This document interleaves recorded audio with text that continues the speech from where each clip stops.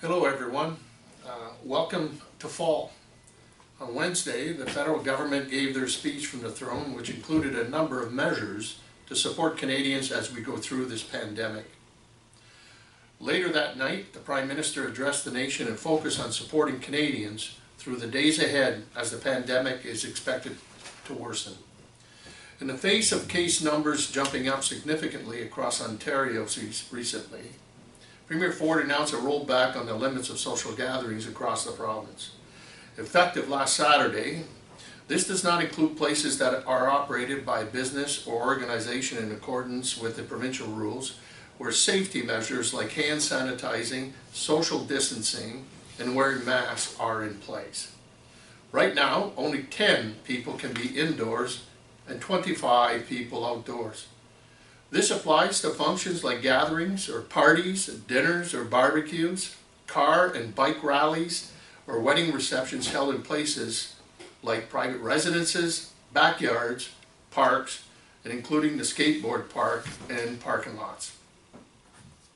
Please keep these new limits in mind when you are planning your social life.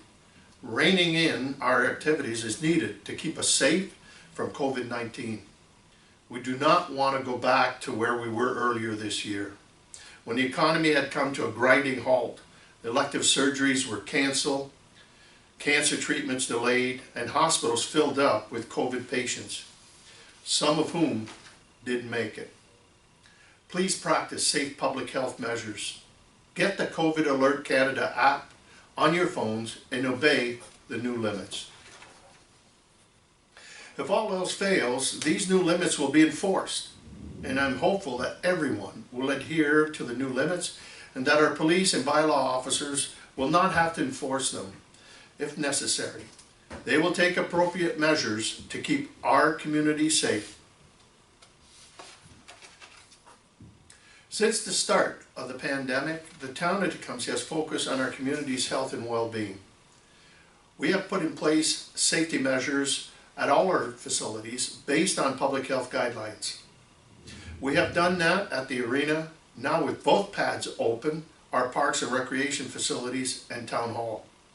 We appreciate the public's cooperation with the new measures. They will continue to be in place for the coming months. With the weather changing and people moving back indoors, public health continues to advise strict adherence to guidelines to prevent close contact and community spread of COVID-19. I am asking again for everyone to be smart and make good choices. Wash your hands for 20 seconds with soap and water. Use hand sanitizer when soap and water are not available. Keep 2 meters, 6 feet of distance between you and others. Wear a mask when 2 meters distance cannot be maintained, and in all outings to commercial and institutional establishments. Limit your trips and stay home except as necessary to meet your family needs. Consider getting your seasonal flu shot. Get a COVID Alert app, and most importantly, stay informed. We can do this. We have done it before. We can stay healthy and keep our community safe. Since we last spoke, a number of things have been happening both in Tecumseh and at the County of Essex that I want to update you on. The first item of importance is the success of Tecumseh had at the County Council last week. Back in 2002, the City of Windsor, the Town of Tecumseh, and the County of Essex reached an agreement where the town transferred 6,500 acres of land to the City of Windsor. This agreement was aimed at satisfying Windsor's land needs for the future and keeping whole the 7 municipalities that make up the County of Essex. The decision was captured in a boundary agreement signed and ratified between the 3 parties. A main component of that agreement was the completion of improvements to Banwell Road and County Road 43, also known as the 11th concession. An area that forms part of the Tecumseh Hamlet. The Tecumseh Hamlet is one of the last designated growth areas in town which is earmarked for new housing. The County of Essex completed an environmental study of improvements to County Road 43 in 2009. These improvements were to be completed in 2014. To date, the county has not completed the design and construction of the recommended improvements, even though we have been trying for years to move this along. We raised it again, this time with County Council on September the 16th. I argued for the immediate commencement of activities to meet the terms of the agreement made almost 20 years ago. Development in this area has been delayed, and I argued that enough was enough. Thanks goes out to the members of County Council for unanimously supporting the motion to meet the terms of the agreement and move forward with the planned improvements. It is expected that land acquisition will begin soon to get the project moving forward. This project is a priority for this term of Town Council, and we are hopeful that with the decision, the county will move quickly to meet the terms of the 2002 agreement. Another one of our priorities was discussed last week at the regular meeting of Tecumseh Council, and it's the multi-use Sportsplex. The Sportsplex has been a priority of Council for over 5 years now, and we conducted a feasibility study, approved a design for the facility, and submitted an application to the provincial and federal government's Investing in Canada Infrastructure Program. We were disappointed to learn this summer that our application did not advance past the province for federal consideration. Our application was strong, and we had a very good case for this facility. So recently, my council colleagues and I discussed the next steps for the project, and we agreed that we must not lose momentum. Administration has been tasked with reporting back on options for phasing the facility over time and rescoping it.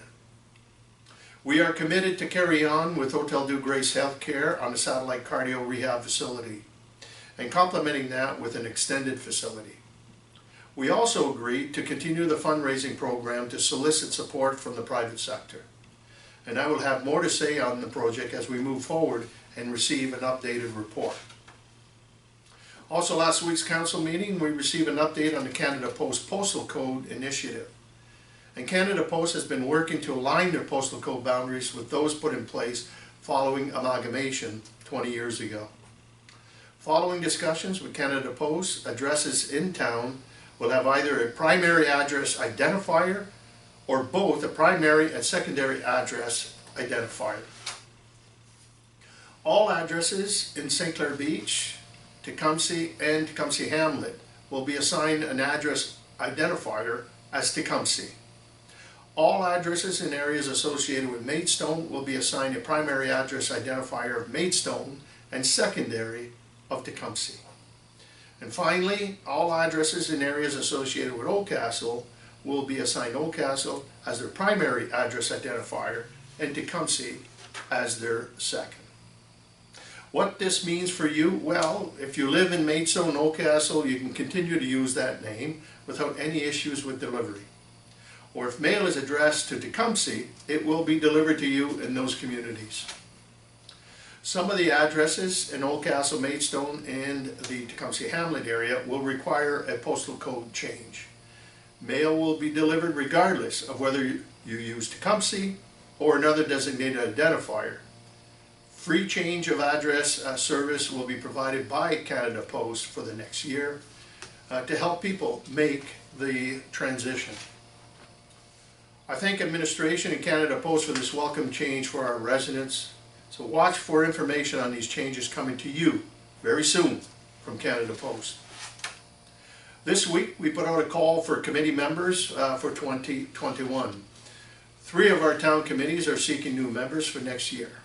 The Committee of Adjustment and Property Standards, the Tecumseh Accessibility Advisory Committee, and the Youth Advisory Committee.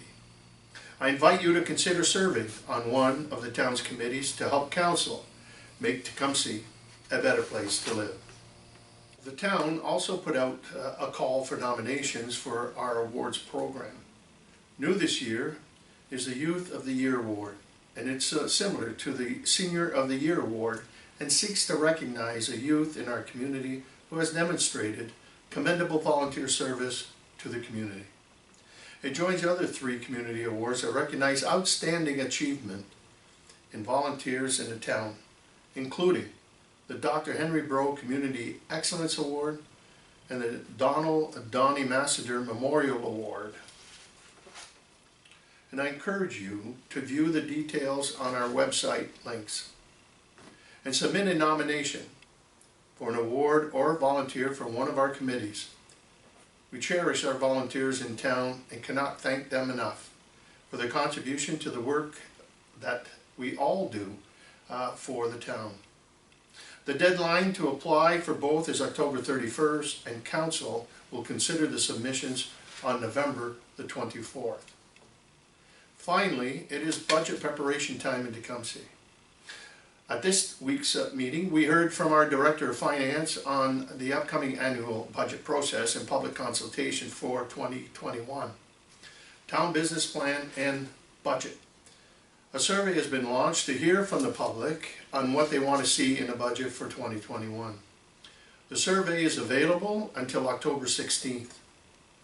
I encourage everyone to take some time and complete the survey and tell us what is important for you. Thanks for joining me today, and I wish you all the best in the first week of fall, and we will see you soon. Thank you.